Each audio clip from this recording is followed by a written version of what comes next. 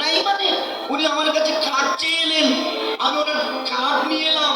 কি গো, উনি আমার সঙ্গে দেখা করলেন, এই যে কার্ডের চালানে সই করলেন, উনি নাই মানে? বলছে হ্যাঁ উনি নাই। নাই মানে কি? বলছে উনি তো মারা গেছেন বহুদিন হয়ে গেছে। সে কি মারা গেছেন?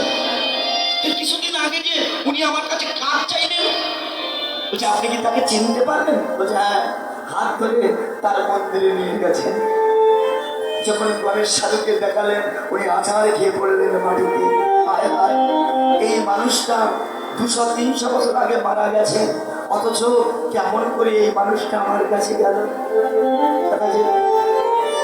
তাহলে এই মানুষের মধ্যেই সেই মানুষ লুকিয়ে আছে। কিন্তু আমাদের ভক্তি কোথায়? আমাদের প্রেম কোথায়? আমাদের বিশ্বাস কোথায়? এই জন্য ভক্তি ভিন্ন, আমরা ভগবান এলেও চোখে দেখতে পাবো না। জানেন, এই পাগল তিনি ল্যাংটা হয়ে ঘুরে বেড়াতেন মন্দিরে মন্দিরে সাধুদের সঙ্গে। একদিন এক মাতব্বর এরকম একটা যজ্ঞ অনুষ্ঠান হচ্ছেন, উনি গেছেন সেই যজ্ঞে, উলঙ্গ হয়ে ঘুরে বেড়ালে বলুন কে না তাকে বন্ধু বলবে? একজন মাতব্বর ডেকে বলছে, গোসাই তোমার লজ্জা শরম নাই? তুমি এখানে এসে এত মানুষের সঙ্গে তুমি উলঙ্গ হয়ে ঘুরে বেড়াও, ছি ছি ছি, তোমার লজ্জা নাই? একজন ডেকে বলছে, বাবু কাকে কি বলছেন? উনি সাধারণ মানুষ নয়, উনি দেবতুল্য মানুষ। মাতব্বর ডেকে বলছে, তুমি রাখো সব দেবতুল্য মানুষ। উনি এত দেবতুল্য মানুষ, উনি ভগবান দেখাতে পারবে? গণেশ পাগল ডেকে বলবে, তুমি দেখতে চাও? তা বলো তো, তুমি দেখাও, দেখালে কেনা দেখবে, দেখাও। জানেন, ওই যে মাতব্বরের একজন ভাইপো ছিল, বড় ভাইয়ের ছেলে, ওর মাথার সমস্যা, পাগল, ওকে সবসময় ঘরে বেঁধে রাখতেন। কি বলবো আপনাদের কাছে, হঠাৎ করে সেই পাগল এসে ডেকে বলছে, ও যেটা শোনো, সব জায়গায় কিন্তু মাতব্বরি খাটে না, সব জায়গায় কিন্তু মাতব্বরি খাটে না। বারবার বলছে, ও যেটা সব জায়গায় কিন্তু মাতব্বরি খাটে না। যখন বারবার কথা বলছে, মানুষের সঙ্গে বলছে তো একটু সেন্টিমেন্টে লেগেছে, লাঠি নিয়ে তালা দিয়েছে। এত বড় স্পর্ধা, তোকে না আমি তালা দিয়ে রেখে এলাম, তোকে ছেড়ে দিল কে? লাঠি নিয়ে তালা করেছেন। পাগলও দৌড়াচ্ছে, জ্যাঠাও পিছনে পিছনে দৌড়াচ্ছে। দৌড়াতে দৌড়াতে ঘরের মধ্যে যে প্রবেশ করেছে, তখন তিনি তার স্ত্রীকে ডেকে বলছে, কি গো তুমি পাগলকে ছেড়ে দিলে কেন? পাগল দিয়ে আমার সম্মান নষ্ট করছে, তুমি কি ছেড়েছো কেন? তার স্ত্রী ডেকে বলছে, কই আমি তো ছাড়িনি, তুমি তো ওকে তালা দিয়ে চাবি দিয়ে সঙ্গে চলে গেছো, আমি ছাড়বো কি করে? পকেটে হাত দিয়ে দেখি সত্যি চাবি এখনো আছে, তাহলে ও বেরোলো কি করে? ঘরে যেয়ে দেখে ঠিক সেভাবেই তালা দেওয়া আছে। তালাটা খুলে পাগলের কাছে যেয়ে বলছে, কিরে তুই মন্দিরে যাসনি? ও দেখে বলছে, যেটা যাবো কি করে, তুমি তো তালা দিয়ে রেখে গেছো, আমি যাবো কি করে? যেই কথাটা বলেছেন অমনি গণেশ সাধুর কথা মনে পড়েছে। উনি আমাকে বলেছিল আমি তোকে দেখাবো, তুই চিনতে পারিনি তো? সত্যি উনি আমাকে দেখিয়েছিলেন, আমি চিনতে পারিনি। ছুটে যে গণেশ সাধুর চরণটা জড়িয়ে ধরেছে, বাবা তুমি আমায় ক্ষমা করো, তুমি আমাকে দেখিয়েছিলে বটে, কিন্তু আমি ভগবানকে চিনতে পারলাম না।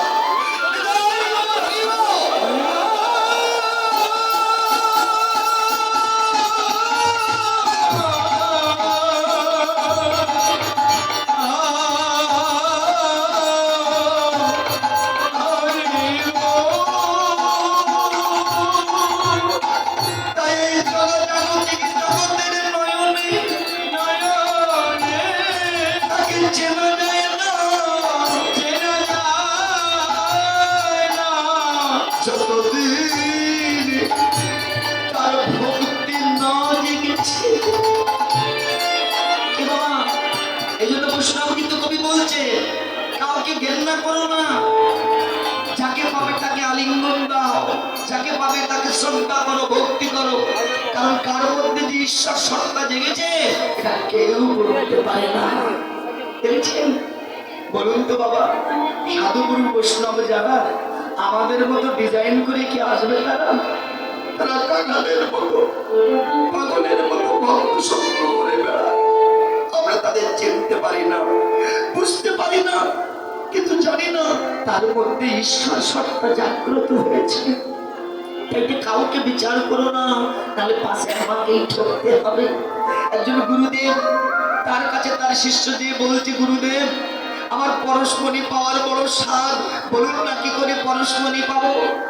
গুরুদেব বলল, তুই একটা লোহা খণ্ড নিয়ে সাগরের কূলে চলে যা, যে দেখবি হাজার হাজার নুড়ি পাথর পড়ে আছে, প্রত্যেকটা পাথর তুলবি আর আকাশ করবি, যে পাথরের ছোঁয়ায় লোহা সোনা হবে ভাববি ওটাই পরশমণি। ও সাগরের কূলে চলে গেছে, দেখে হাজার হাজার লক্ষ লক্ষ পাথর পড়ে আছে, কিন্তু একটা পাথর দেখে ওর পছন্দ হচ্ছে না। কেন? কোনোটা কালো, কোনোটা কুৎসিত, কোনোটা কদাকার, কোনোটা টেরা, কোনোটা বেঁকা। ও মনে মনে চিন্তা করছে যে পরশমণির ছোঁয়ায় লোহা সোনা হবে, সে পাথর তো সামান্য হবে না, একটু ভালো ডিজাইনের মাল হলে শুইয়ে দেখবো। এই ভালো ডিজাইনের মাল খুঁজতে খুঁজতে সাগরের পাশের যত পাথর তোলা আর ফেলা হয়ে গেছে, কিন্তু পরশমণি তার আর পাওয়া হলোই না। ফিরে এসেছেন গুরুর কাছে, গুরুদেব আমি পরশমণি পেলাম না তো। গুরুদেব ডেকে বলল, কিরে তুই শুয়েছিলি? শুয়াবো কি, একটা পাথর দেখে তো পছন্দই হয়নি, শুয়াবো কি করে? গুরুদেব বলল, বাবা রে তুই ভালো পাথর খুঁজতে যে ওই খারাপ পাথরের মধ্যে পরশমণিটাকেও হারিয়ে ফেলেছিস, দেখেছেন? তাই যে এ জগতে কাউকে ঘেন্না করো না, কাউকে ছোট ভেবো না। কার ভিতরে যে ঈশ্বর সত্তা জেগেছে এটা কেউ বলতে পারে না। তাই যাকে পাবে তাকে শ্রদ্ধা করো, তাকে ভক্তি করো, তাকে ভালোবাসো, তবে ভগবানকে পাওয়া যাবে, এর আগে নয়। এই ভক্তি চার ভগবান তার জানেন। এক ব্রজগোপী মা প্রত্যেকের দিন তিনি গুরু আশ্রমে জল দুধ দিতেন, তো নদী পার হয়ে যেতে হতো, তো অনেক সময় তার যেতে বিলম্ব হতো। একদিন গুরুদেব বলছে, কিরে মা তুই মন্দিরে দুধ দিস ভালো কথা, কিন্তু এত বিলম্ব করে আসিস কেন? তুই যারে আসিস তারে পূজা হয়ে যায়, তো দুধ দিয়ে কি হয়? গোপী কেঁদে বলছে, বাবা আসতে তো ইচ্ছা করে, কিন্তু নদী পার হয়ে আসতে হয় যে, কখনো বা তরি পাই, কখনো বা পাই না, এই জন্য আসতে বিলম্ব হয়। গুরু ডেকে বলছে, বারে তা তুই তরির জন্য বসে থাকিস কেন? তাহলে কি করে পার হবো? কেন? কৃষ্ণ কৃষ্ণ বলে নদী পার হতে পারিস না? যেই মাত্র এই কথা বললেন, গোপীর পূর্ণ বিশ্বাস হয়েছে নিশ্চয়ই কৃষ্ণ কৃষ্ণ বলে নদী পার হওয়া যায়। কারণ গুরুদেব তো মিথ্যে কথা বলতে পারে না, বিশ্বাসটা দেখেছে, গুরুদেব তো মিথ্যে কথা বলতে পারে না। সেদিন থেকে তার আর আসতে বিলম্ব হয় না। প্রত্যেক দিন পূজার আগেই তিনি মন্দিরে এসে উপস্থিত হয়। একদিন গুরুদেব ডেকে বলছে, কিরে মা আগে তোর আসতে এত বিলম্ব হতো, এখন যে তোর বিলম্ব হয় না, এখন তাড়াতাড়ি তরি পার বুঝি? গোপী বলছে, না বাবা আমি তো আর তরির জন্য অপেক্ষা করি না। তাহলে পার হস কি করে? কেন আপনিই তো বলেছেন হরিনাম করতে করতে পার হতো। আমি প্রত্যেক দিন হরিনাম করতে করতে নদী পার হয়ে আসি। গুরুদেব মনে মনে চিন্তা করলেন, এ কি হয় হয়েছে? কোনদিন সম্ভব নয়, দেখতে হবে যে সত্যি কিনা। তাই তো গোপী যখন ভগবানকে দুর্দর্পণ করে শূন্য গাগরিখানা নিয়ে যাচ্ছে ভিড়ে, গুরুদেব পশ্চাতে ধাবিত হয়েছে। আচম্বিত হলো গুরু, জানেন দেখলেন তারই শিষ্য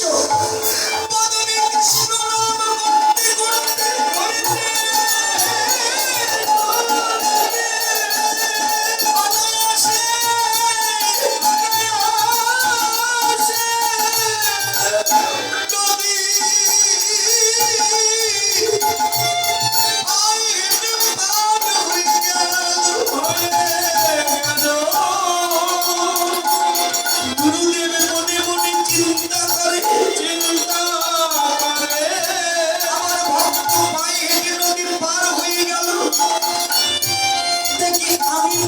দিন যেই মাত্র নদীতে পা দিয়েছে অমনি ঢাপ করে ডুবে গেছে। বোঝা গেল কি গুরুদেব সারা জীবন নাম করেছে, কিন্তু নামে এতটা ভক্তি হয়নি যে ভক্তিটা একমাত্র গুরু বদনে শুনে তার বিশ্বাস হয়েছিল। দেখেছি, এই জন্য এই বিশ্বাস, এই ভক্তি যার, আমার ভগবানও তার হয়ে যায়। সেই ভগবান এই কলিহত জীবীকে উদ্ধার করবার প্রত্যাশায় যেন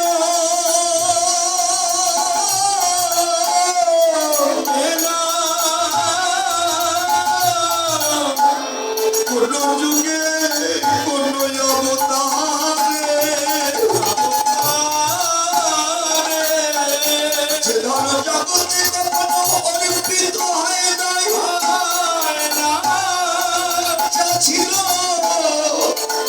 অনর্পিত,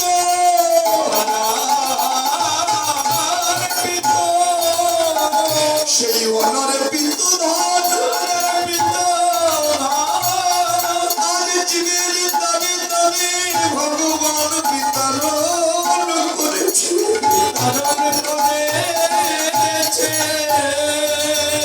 জানো মা, আমার প্রভুর মতো এমন কৃপাময় করুণার অবতার কোন যুগে আর জগতে আসেনি।